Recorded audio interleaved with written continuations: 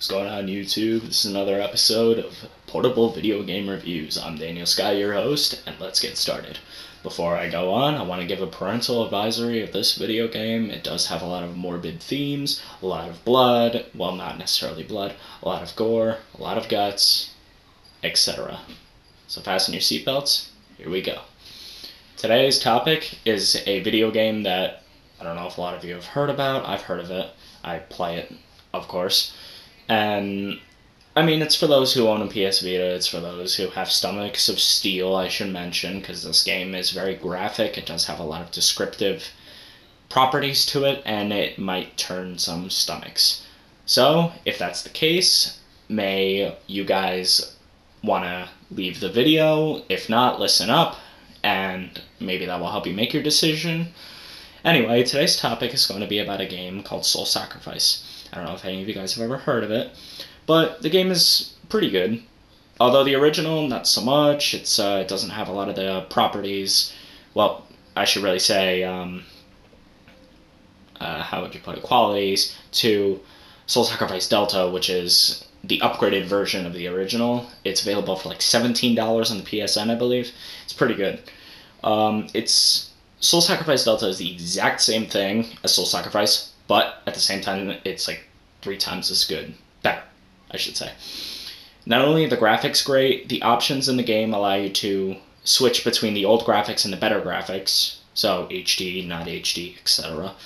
And it also comes with a few more properties to the game that Soul Sacrifice did not have, such as changing your affinity and doing pacts and other side quests in the 3 affinities. Now, I won't reveal too much on the story, but the game itself is really good. I mean, I really like it, although there are a few problems with it, like this game, I'm not gonna lie to you guys, it's a lot like Monster Hunter, but this game is a lot harder. There's many reasons because of that, not only because of the fiends and the creatures that you'll be fighting in the game, but it's also because of the fact that you actually can level yourself up in this game. Unlike Monster Hunter, you actually have a level system in this game, but in 2 ways. You have it in magic, which is by sacrificing, which also leads to attack boosts, and life, which is life and defense and saving things, like creatures. Anyway, I also wanted to get into the note that you actually don't get to select a weapon in the game, like Monster Hunter, but instead, the weapons will actually come to you in the form of spells. They'll have weird names to them. You'll be able to get them. They're called offerings. They're interesting, just don't overuse them too much, because kind of like in other games like Fire Emblem, they will actually break, but you can actually fix them by using the money source in the game called Lacrima. You'll be able to receive that after completing some quests and speaking to the ally of the main protagonist in the game outside the quest system. You'll figure that all out later. It'll show you, it'll give you the whole tutorial and stuff like that. I won't gonna explain anything. But the one thing that I also like about the game that I have not reached yet is that Soul Sacrifice Delta, when you complete the Soul Sacrifice version of the game, you actually go into the Delta story, which is basically Soul Sacrifice, but it's a sequel to the game. They both come in this $17 little package that also comes with tons of other things in the game. I mean, this game's got it all. But there's another thing that I wanted to mention that also leads to stomach turning and morbid elements into the game. It's called Black Rites. Black Rites are a type of spell in the game that you can only receive when you level up in your certain affinities. You cannot level up both affinities to the max level. They have to be an equivalent to 99. 100, I'm sorry. You can never go to level 0 with one of them. Either one of them stays at level 1, you go to 99 with the other one, or you make them 50-50. It's kind of stupid to do it that way because you're not really balanced, even though it seems like you are, but trust me, you're not. And the one thing that I wanted to mention, though, about that, the Black Rites, is that, you, like I said, you can only receive them from leveling up in the certain affinities. Sometimes you have to level up in life to get a certain select of Black Rites. Same thing with sacrificing, you have to level up a certain amount to get certain Black Rites. You can only do this with the 2. But one of the Black Rites that I did want to mention that personally makes my stomach curdle a little bit, but I still like the sound of it because I kind of steeled my stomach a long time ago, but there's a Black Rite in the game called Excalibur. Now, I know what you guys are thinking. You cast something and you get the legendary sword. But Black Rites work in a little bit of a different way.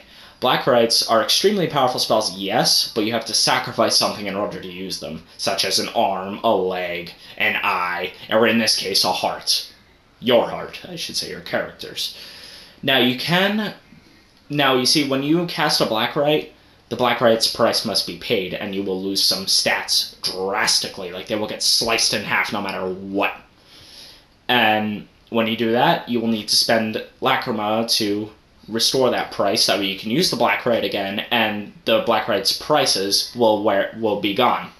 But the problem is, though, don't use Black Rites too often, especially the same one, because if you keep using the Black Rite over and over again, it will just cost more and more Lacrima to restore it, and eventually you're not going to have enough, and you're just going to be stuck with its Black Rite effects, price effects, and you're just going to be screwed. It's a good challenge, though, if you want to try it. I haven't. I don't plan on it, but give it a go if you like. But back to Excalibur.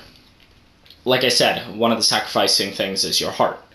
Excalibur is just that. Sacrifice your heart to gain the power of the legendary sword. But in this case, the sword is not a sword, it's your spine, which you then pull out of your mouth to use to fight enemies with. Don't know what happens after you do it, because I haven't unlocked it yet, but that's your decision. It's really hard to get it. You have to be level 50 in sacrificing. I'm level 30 in sacrificing. I'm almost there, but I digress. But all in all, I'd like to give this game a 9.5 out of 10. Just like Monster Hunter, same review. Well, not same review. Same score on the review for the game franchise. But in this case, the only reason why I'm giving it a 9.5 out of 10 as well is because, although it is a great game, it's really difficult. But it's, it's good if you guys like a challenge, but it's also really difficult, like to the point where you just want to throw your Vita at the wall. But it'll also make you rage quit a lot. Some of the mechanics kind of confuse me, like some of the spells kind of confuse me. I don't really understand them yet. I'm hoping to learn. But if you guys like it, go pick yourself up Soul Sacrifice Delta on the PlayStation Network. This is Daniel Scott, signing out. Stay beautiful, YouTube.